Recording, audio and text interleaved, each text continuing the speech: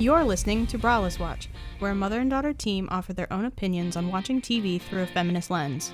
I'm Beth, the mom. And I'm Lily, the daughter. Welcome to Braless Watch, where TV watching gets a whole new perspective. Clothing is optional. Hello. Hi. You're already laughing. I'm already giggly. You're already giggly. Oh, boy. Oh, no. So this is one of our munchies. Oh, yeah. And I'm going to be honest, this is one of my comfort shows. Yes. So we're covering today, we're talking about Leverage Redemption.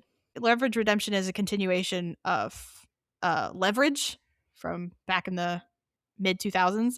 And we're covering episode 7, season 1, called The Double-Edged Sword Job. Yeah, which sounds more violent than it actually is. It does. It does. But Leverage Redemption. There's no violence. Well, I mean, there is assault. There's some. There's some. That's kind of his job. Yeah. But Leverage as a whole, it is one of my comforts. Yeah. I don't watch it regularly, but it is a really good show. So. Yeah, I watch it more than you do. Leverage Redemption is a much better casting, I think. Well, so not to get too far into it, but Leverage, the original series, focused very highly on Nate, the mastermind. The character Nate, mostly because he was the one that brought them together and all those kind of pieces. Mm-hmm. It focused very heavily on him and his addiction and his losses and all of that. This doesn't have that because they removed Nate's character, and the characters still deal with Nate's death, but right, not as in first installment Leverage. Nate's story intertwined with the justice he was trying to serve himself and serve others as well. Right. It was a weird sort of superhero based kind of thing, to me. Yeah, I wouldn't say superhero, but sort of it's like very that. Robin Hood. Yeah, it's very Robin Hood kind of thing. Because it's a group of criminals getting together to do good things using their skills. Right. Whether it's hacking or thievery or grifting. So the whole thing brings up this ethical question of, where is justice? Where does the line go with your own happiness in infringing on somebody else's happiness and that kind of thing. So that there is some ethics there that could be dug out, but we don't have time for that today. No. But it is an interesting concept to be visually put in front of you, right? And the episode we're working on today kind of highlights that. Yeah. So this episode specifically, they are notified that there's a town that is being paid to test out guinea pig, beta test this program called Searchlight, which it uses images to figure out who you are and what you most likely will do. Right. Facial recognition, but also it's predictive. So it says based on your face and who you are, what information it has, what it thinks you're going to do. So can I just little side jaunt there, little branch. When you say predictive for something like facial recognition, to me that brings up sexism, racism, homophobia, like all of these, xenophobia. Yes. Yeah, it brings up this all of those is a things. Continuous problem. Yeah. And because it's created by humans, it has those biases. Yes, we are infiltrating that or injecting bias into that. This is a continuous problem, and it has been a problem since sensors starting being used across the general public. Take sinks in the bathroom, in public bathrooms, where it has a sensor. You put your hand in front of it, it turns on. Move your hand, it turns off. That doesn't always work for people who are black. It always has had this problem. I'm pale as pale can be, and I still can't get those fuckers to work. There's also that's just general. It doesn't fucking work. But sometimes it's user error, but most of the time it's just bad product. Function. Yeah. But overall, that's still a continuous problem, and so these biases always come up. It comes up in our current resurgence of AI. Example, there was somebody who put in a photo of them with their wife. It was female partner put in with their wife, and a separate photo of their child, and said, create a family photo with these three people, or create a family photo with these two photos. And it added a man. Wow. Yeah. That was not part of the request. No, it wasn't. So it makes mistakes. That's one level of mansplaining that I was not prepared for. Mansplaining from a computer. Are you ready for that? Because that's what we're dealing with right now. I'm ready to be pissed off at that. Fucking hate AI so much. There's a lot of great applications to AI. Let me preface this. There's a lot of great applications to AI. But overall, the way that we're using AI right now is fucking dumb. We are at the precipice as humankind to use our powers for good or use our powers for bad. We are at that precipice, and we are turning bad. Right. This is the simple terms of it all, right? Going back to the episode. So this town is being used to guinea pig this program. And so they work to stop that and to remove this program that is even more powerful than one of the original hackers who created something similar long time ago. This is a really bad program. I mean, the application is bad. The program itself has some really great things to it. It could be, but aging in place, right? Aging in place. If you had biometrics that somebody could talk to you and say, hey, your heart rate's going in a way that might need authorities to come and, you might need medical care. Right. That I could see the application being there's a lot helpful. of applications that could be helpful, but at the same time, it's not being used right. And that's normal. That's a common issue in our society. Right. The other problem is that it uses facial recognition, and the way that they got the facial recognition piece was using images across the internet that without consent. Yeah. So the people let me just get this straight. When you use the internet, every time you click onto the internet, you click in there and you're scrolling, you're engaging, and you're on the internet. You are gifting the internet your consent. Is that how that works? No. Okay. It's not how it's. If you put an image on, let's say, Facebook or Instagram, you are tied to the company. So the company could technically give out your image. However, if the company doesn't even know, this is where it's a really bad lawsuit up against him if he's not careful. And his whole thing was his whole thing was they're not going to find out anyway.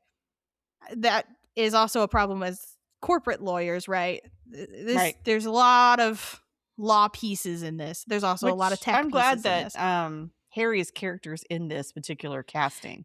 Yes, so Harry is a lawyer. There's a lot of legal stuff in there. Yeah, and he was an evil lawyer. He was in his evil lawyer days. That's what they call him.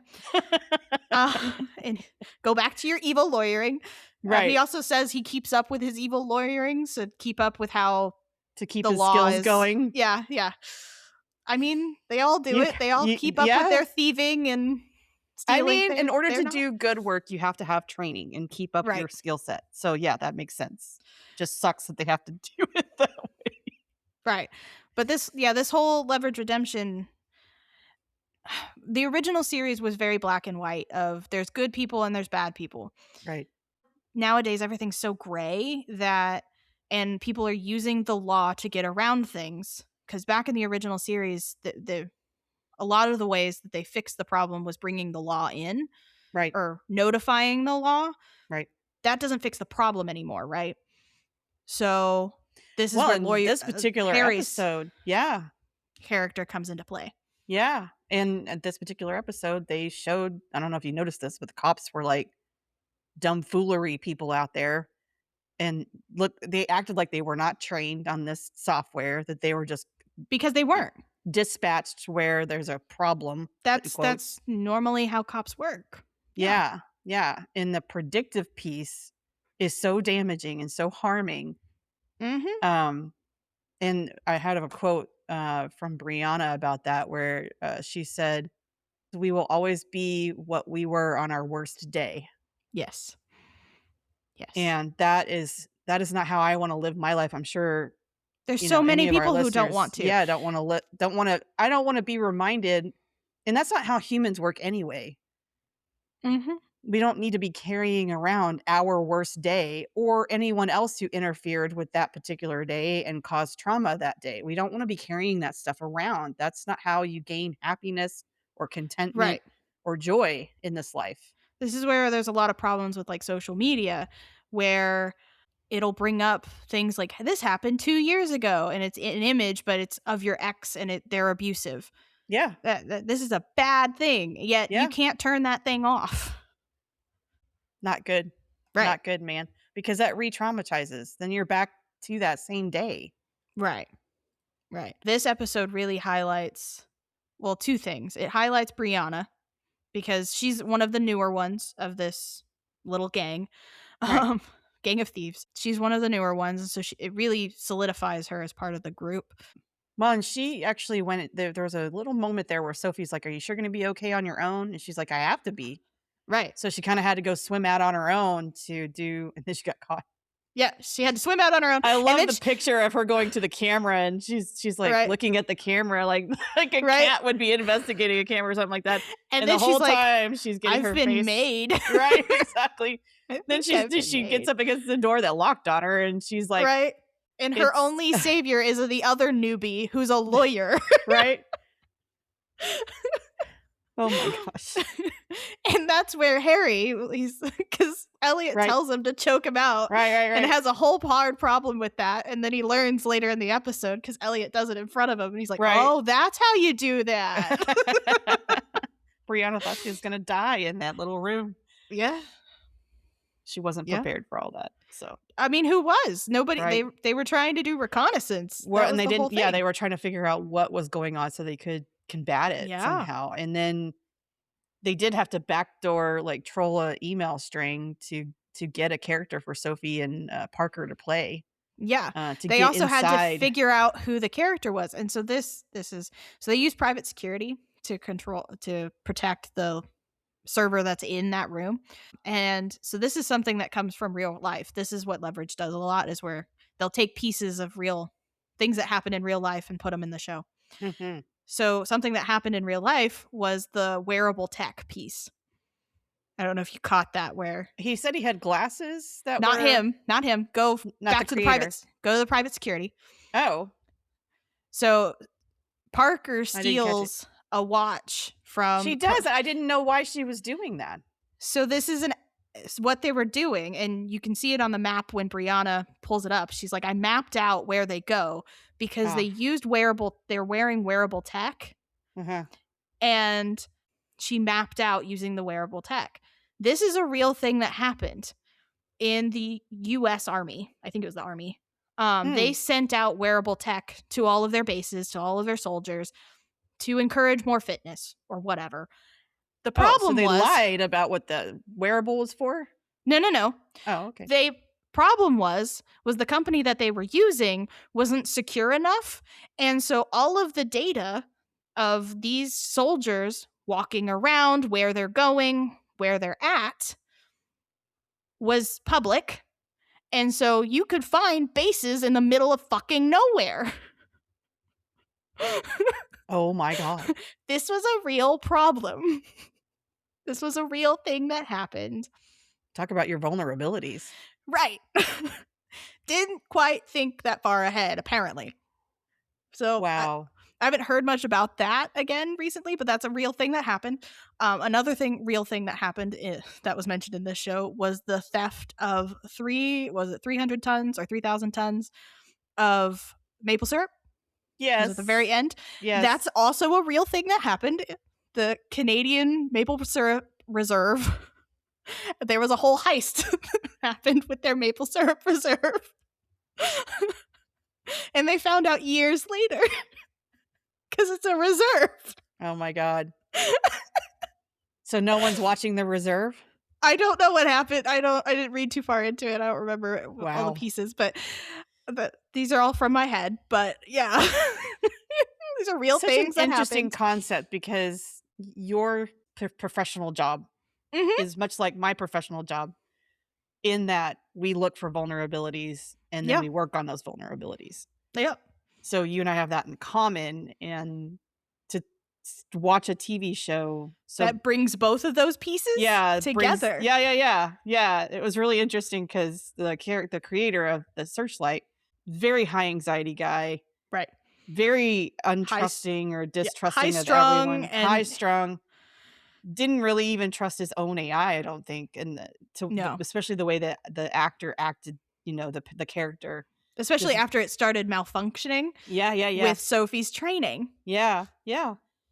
And so I actually have thought about this with my wearable that I wear. I wear a ring on my finger, and the beginning metrics, right? I've since changed my metrics, my biometrics, since I started wearing it, which was the whole point of me wearing it.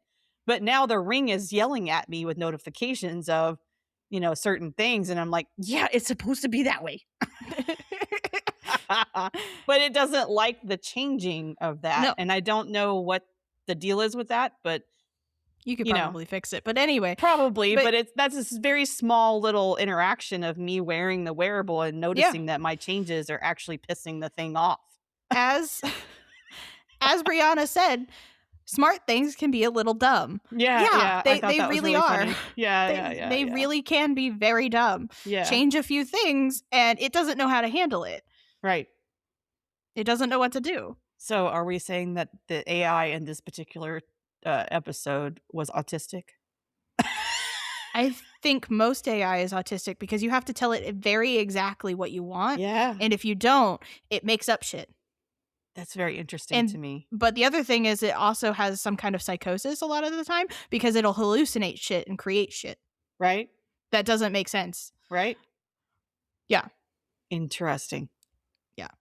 I fully hate AI, but that's just me. I can see where applications can be good. Right. I get especially the aging population. I can see where, or more vulnerable populations. I can see where it would be good. But I also see how it actually just detracts and distracts the human experience in that we are giving over a lot of our autonomy. And further to that, we're giving over our intuition and our ability to live on this planet as an animal. It is generally really bad. Speaking of animals, it's generally really bad at things. Example, it will wrongly identify plants that are outside and say that they're edible when they're not. Oh, wow. That's one application. Another application is saying if you can mix drugs or not. Like if you're on a medication and you want to take like ibuprofen or something and you shouldn't, but you ask AI and it might tell you, yeah, you can take it. You'll be fine. Wow. No, you might just kill your liver instead. So don't use it. Yeah, don't use AI for shit like that. Wow.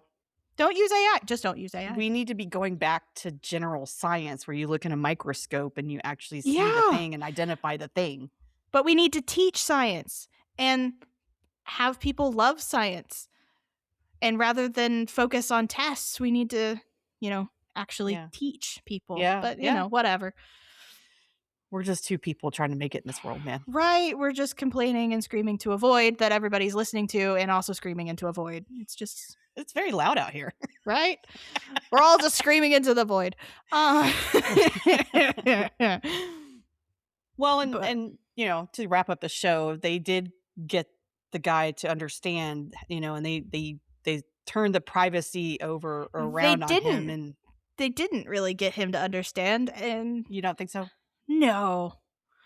I mean, he could understand, but I know those kind of guys. I know those tech guys. They don't care.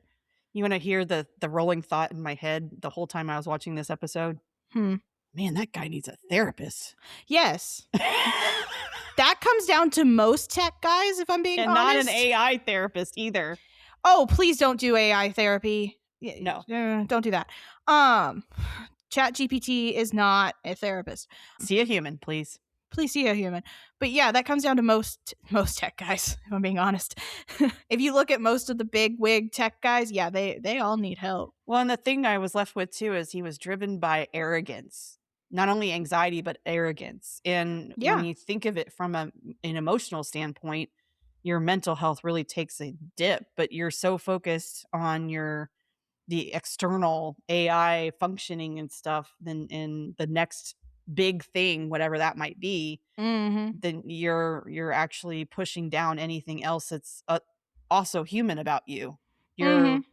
You're dismissing parts of your own identity and chopping those pieces off.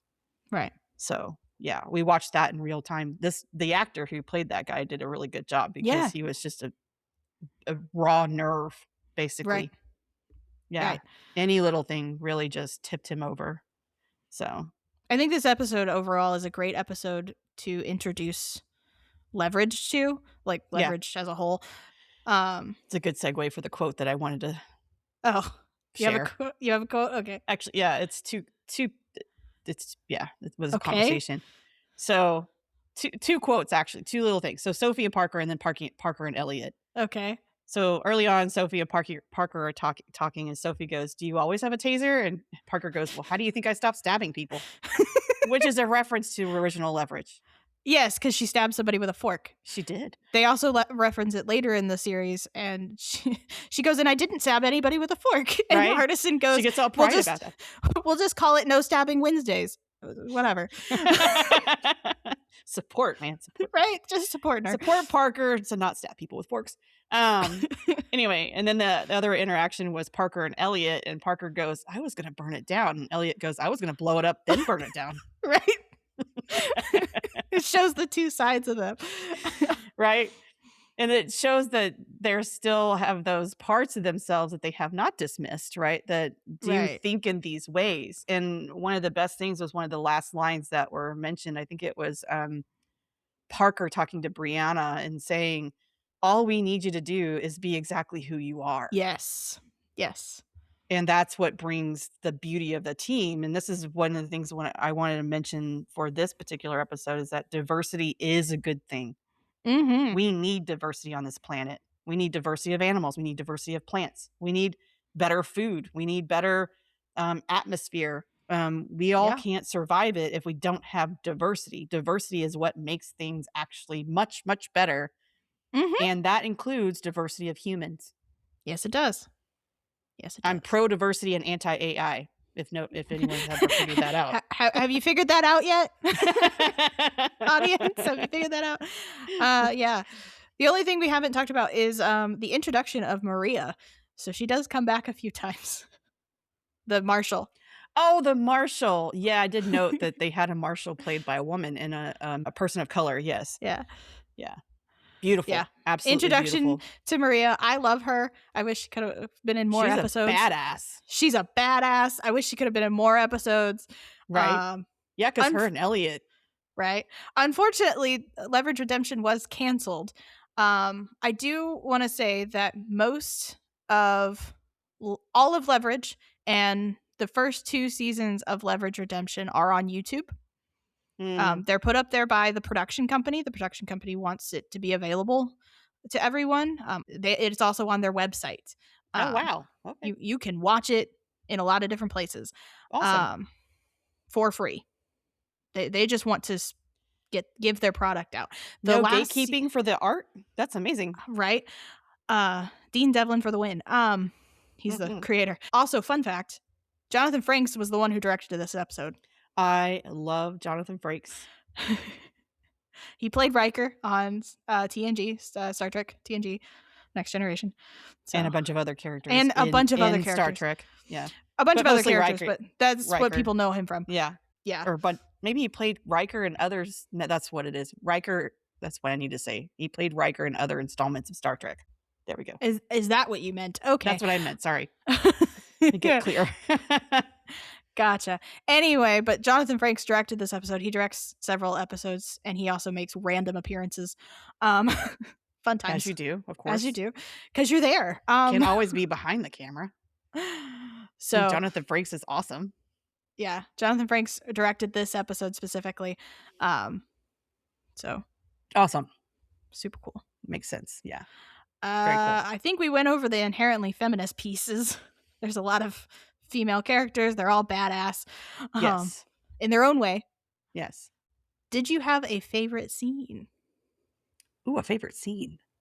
It's the final question I have. I think the last bits there where Brianna was told that she just needed to bring her whole self, her authentic self. Yeah. Yeah. That's what they needed from her, not to be anyone else. So, yeah. that's got to be my favorite scene. A nice closing message for this particular episode. Yes. My favorite part of that scene is actually after that scene when Elliot, I don't even know if you caught this, Elliot asked who was drinking this, and it was Harry because Harry was there first. And he says, "This is not his."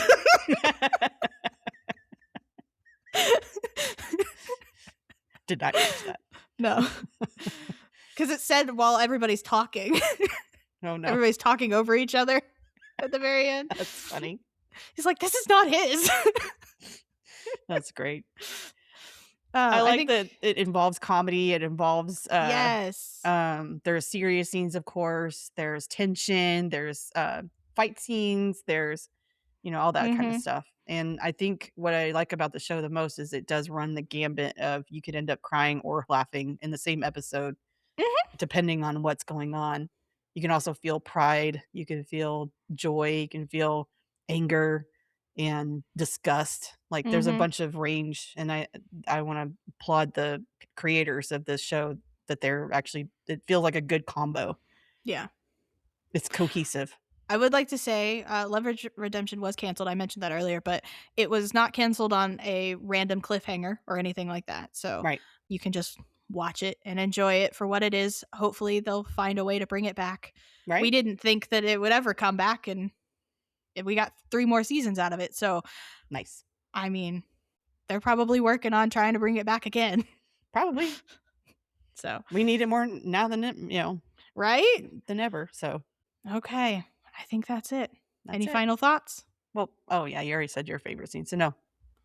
Okay. Well, good. I love Leverage, and go be amazing.